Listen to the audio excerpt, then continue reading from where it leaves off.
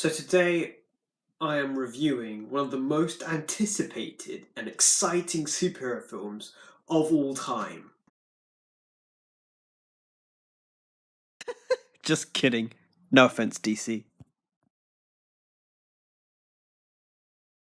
What's up everybody, my name is Cal, and today I'm finally reviewing Avengers Infinity War. So this takes place moments after Thor Ragnarok, and sees the Mad Titan Thanos go on a quest across the universe to collect 6 powerful Infinity Stones that relate to space, mind, reality, power, time, and soul, in order to wipe out half of existence, keeping the universe perfectly balanced as he states, whilst different bands of Avengers and Guardians of the Galaxy are teaming up together to try and stop his plan from achieving. So Thanos, he is the central character in this film.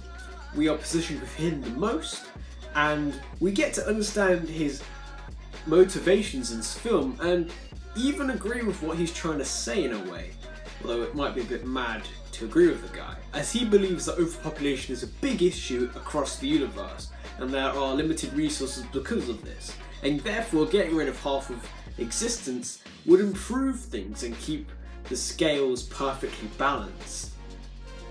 But you could agree that his methods are very psychotic. Despite that though, you do connect with Thanos on an emotional level. You see when he's angry and rage, when he's happy, he does that really creepy grin, and when he's upset and sad. Especially when he sadly has to kill his daughter Gamora in exchange for the Soul Stone and the powers of that. So Thanos overall is one hell of a villain in the MCU. I'm going to talk about Iron Man, of course, as he is one of my favourite characters of all time. Now in this film, his arc is more further developed. His motivations are obviously key to bring the fight to Thanos, to battle him on Titan. You could see the determination, and you've got to admit he was pretty ballsy and more respectful as a character, especially when he went toe to toe with the Mad Titan on his own, and I gotta say it was incredible to see. The new suit was awesome. I loved how it came out of his arc reactor like this, tapped it and it morphed right in. The nanotech suit is really epic, probably one of my favourite armours I've seen.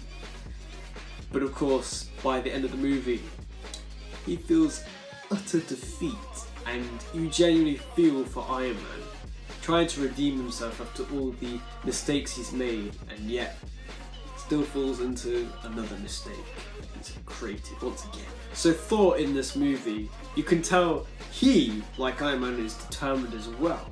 After seeing half of his Asgardian kind get destroyed by Thanos at the start of the movie, not to mention his best friend Heimdall, and obviously sadly seeing his brother Loki die, maybe for good, sadly.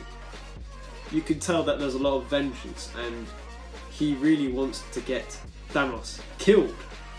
And he will go to great lengths in this movie, such as forging his new weapon and even dying, nearly dying to make it, just so he can look Thanos in the eye when he kills him and tell him, "You die for that," which he did.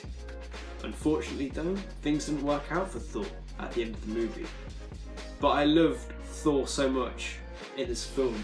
You could tell that although he was very humorous in Ragnarok, he's a bit more serious now, which isn't a bad thing of course. He's still mixing the humour from Ragnarok and the sort of serious side of Thor, especially in a film as serious as this, which is still good, and I love that so much. Develops the character even further. Then of course you've got Gamora in this film, and I think she is a very pivotal role in this movie, and it was really sad to see her die by Thanos. It was upsetting for him, obviously he didn't want to do it, but he had to because it was someone he loved, and obviously Gamora didn't believe he loved anybody, but then she has to bite the dust. But I still maintain that maybe she is in the Soul Stone, as you see in one sequence, that when Thanos wakes up from snapping his fingers, he's in this orange sort of world and young Gamora is there. So I'd still believe she's alive in a way, but just trapped in the Soul Stone.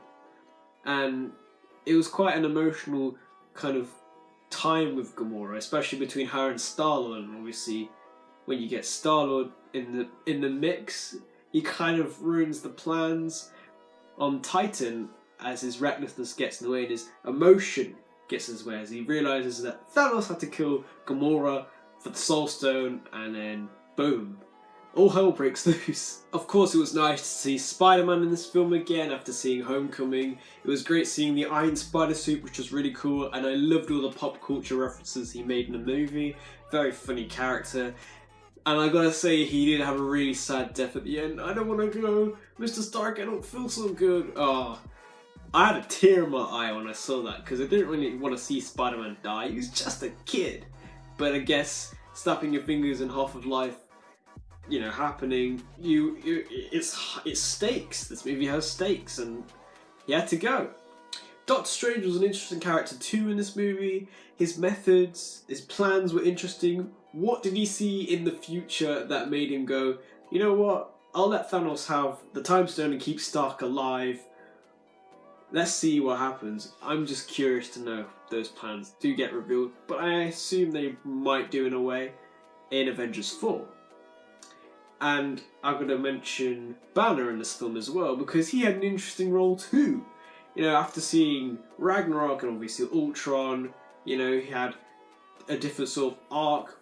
Of course, there's supposed to be a 3-movie arc film with the Hulk and Banner from Ragnarok to Infinity War to Avengers 4. So obviously Ragnarok we had a lot of Hulk but less Banner, and in this we had lots of Banner and not very much of the Hulk. So it'll be interesting to see how they merge those two characters together in Avengers 4. So I'm going to briefly mention the Black Order, as they were the secondary villain in this film. The children of Thanos, consisting of Ebony Maw, Proxima Midnight, Obsidian Cole, and Corvus Glaive.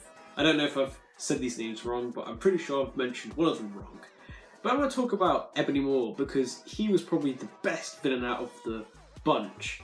He was kind of the assistant to Thanos, kind of the secondary role in this movie, and he had some really dark, sinister lines, especially when he walked towards the Asgardians and thanked them for dying and becoming children of Thanos in a way, and it was pretty dark. And seeing him die as well in this movie was quite awesome as well. That sort of aliens meets Avengers thing was pretty awesome to do, and the sort of powers Ebony Maw had were really incredible. A really big match to the Sorcerer Supreme Doctor Strange. So favourite sequences in this movie. I loved the opening sequence.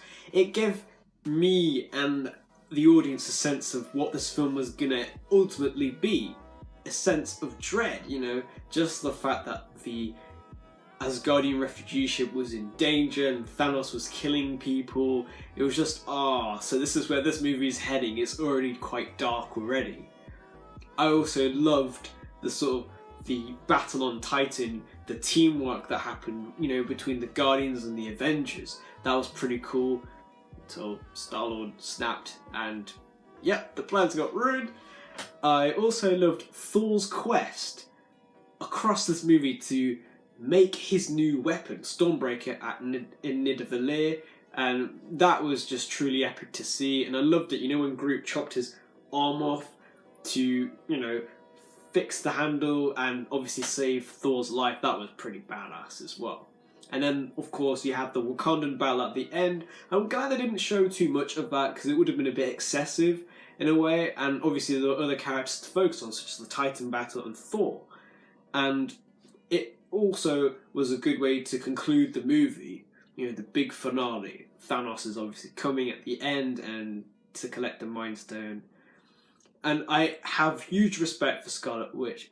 It shows her real power in this movie. She managed to stop Thanos for so long with 5 Infinity Stones, and she obviously used her powers to suppress him, and also at the same time was destroying another Infinity Stone. Was pretty awesome to see. And I also did the team up female Avengers battle with Okoye, Black Widow, and obviously Scarlet Witch when they went up against Proxima Midnight. That was an awesome thing to see as well. This movie had so many great sequences, but these were some of my favourites.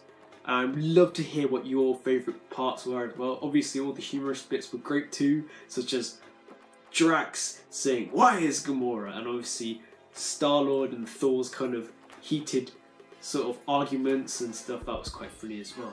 You mocking me? So what are the good points of this movie? Obviously the CGI was done perfectly. The tension in this movie was fantastic. Especially when Thanos stabbed Stark. A part of me died, by the way, when that happened. And then you just genuinely feel like, what's gonna happen now type of thing. And of course, obviously Stark's still alive. Obviously the cinematography was well done, the editing fast-paced, dramatic, as a superhero film should be. I liked how there were genuine sacrifices in this movie, you know, from Heimdall to Vision. You know, these choices and these people had to die in a way, and I'm glad that, you know, they remain dead. They're not going to come back in a way. Genuinely felt a lot of dread in this film. I liked how neutral the colour palette was.